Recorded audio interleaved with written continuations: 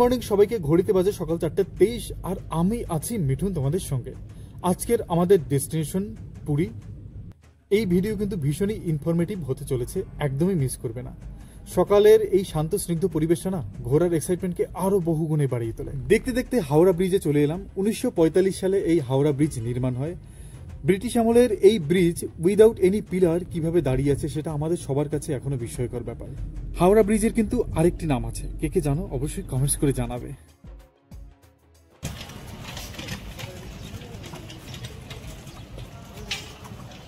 আমরা হাওড়াতে এসে পৌঁছলাম, দেখাচ্ছি পেছনে লোকজন সব আসছে লাইন দিয়ে। আমরা চলে এলাম ভারতের বৃহত্তম এবং ব্যস্ততম রেলওয়ে কমপ্লেক্সে, যেটিকে আমরা সবাই হাওড়া স্টেশন নামে জানি। 1854 সালে ইস্ট ইন্ডিয়া কোম্পানির দ্বারা এই হাওড়া স্টেশন প্রতিষ্ঠিত হয়। এটি পৃথিবীর অন্যতম জনবহুল রেলওয়ে স্টেশন।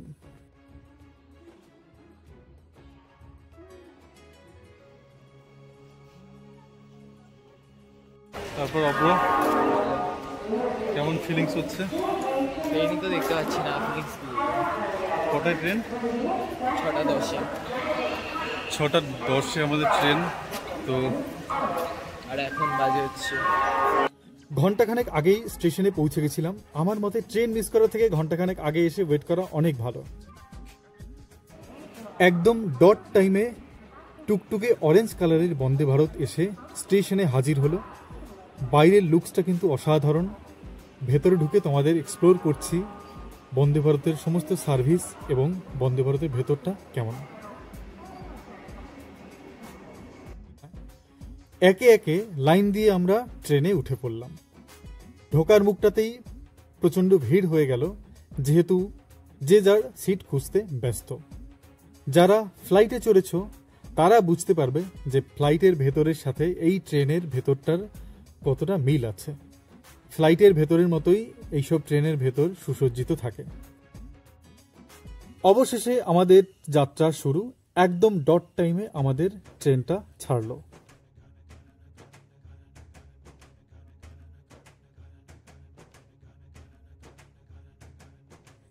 ট্রেন জার্নি আমার কাছে বরাবরই ভীষণ রোমাঞ্চকর।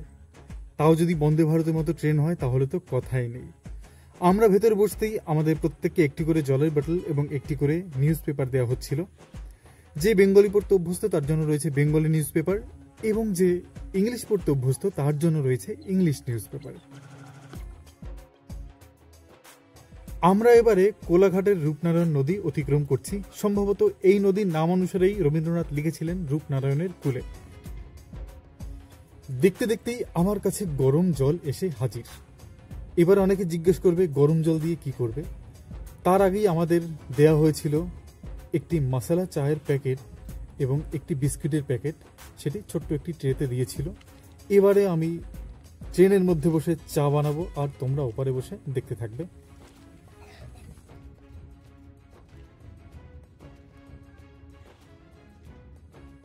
প্রথমেই আমরা প্যাকেটটিকে কেটে নিয়েছিলাম। এটি হলো মিক্সড মশলা চায়। এর মধ্যে দুধ, চিনি, এলাচ গুঁড়ো সমস্ত কিছুই দেয়া আছে।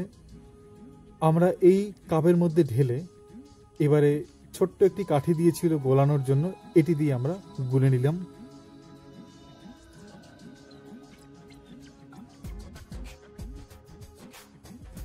যাই বলো, শুকনো বিস্কিট কামড়ে খাওয়ার থেকে এবারে চায় গুলিয়ে চুবিয়ে খাওয়ার আলাদাই মজা। বাইরের এই সবুজ পরিবেশ দেখতে দেখতে চাটা কিন্তু ভালোই এনজয় করছিলাম। চাটাও কিন্তু দুর্দান্ত ছিল। বন্দে ভারতের যেহেতু সমস্ত কিছুই এক্সপ্লোর করব, তাই ঝট করে একটু ওয়াশরুমটাও দেখিয়ে দিলাম। এখানকার ওয়াশরুম কিন্তু ভীষণই পরিষ্কার পরিচ্ছন্ন। যেটা আগেই বলেছিলাম, অনেকটা ফ্লাইটের মতো সমস্ত ব্যবস্থা রয়েছে এখানে।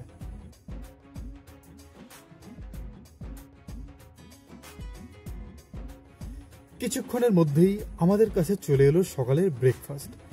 এই সকালের ব্রেকফাস্ট থেকে শুরু করে সমস্ত খাবার দাবার কিন্তু টিকিটের সাথে ইনক্লুডেড। ভাড়া নিয়েছিল 1265 টাকা। এই টাকার মধ্যেই কিন্তু সমস্ত খাবার দাবার রয়েছে।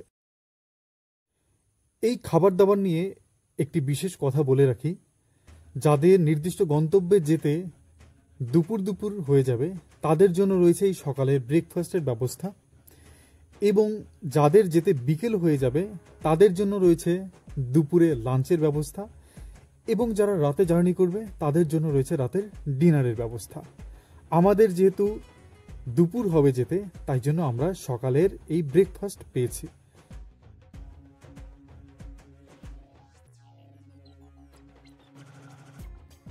এই ব্রেকফাস্টের মধ্যে ছিল ডাবল ডিমের অমলেট, ফ্রেঞ্চ ফ্রাই, ছিল স্যালাড, ব্রেড, কেক ছিল, বাটার ছিল, জ্যাম ছিল, আরও অনেক আইটেমস। এভাবে ব্রেকফাস্ট সারতে সারতে সবুজ প্রকৃতিকে উপভোগ করার মজাই কিন্তু আলাদা।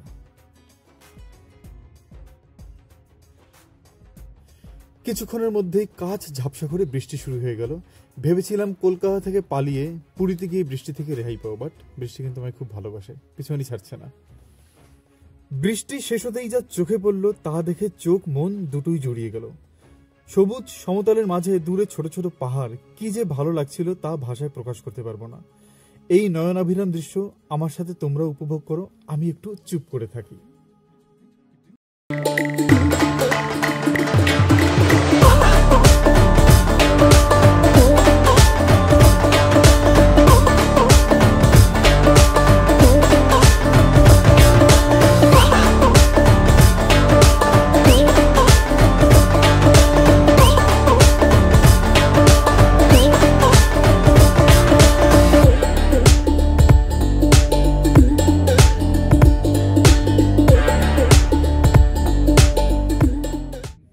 কি দেখতে দেখতে মন্ত্রমুগ্ধ হয়ে যাচ্ছিল তো, আমিও ঠিক তাই দেখে দেখে বাকরুদ্ধ হয়ে যাচ্ছিলাম। এরপরেই আমরা মহানদী সেতু অতিক্রম করছিলাম, আর এই সেতু আমাদের জানান দিচ্ছিল যে পুরী কিন্তু আর বেশি দূরে নয়।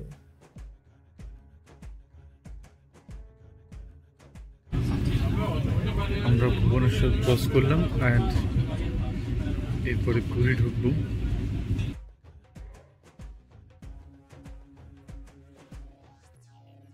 আমরা পুরীর স্টেশনে নামলাম, এবারে হোটেলে যাওয়ার পালা। তোমরা সাথে থাকো, দেখতে থাকো।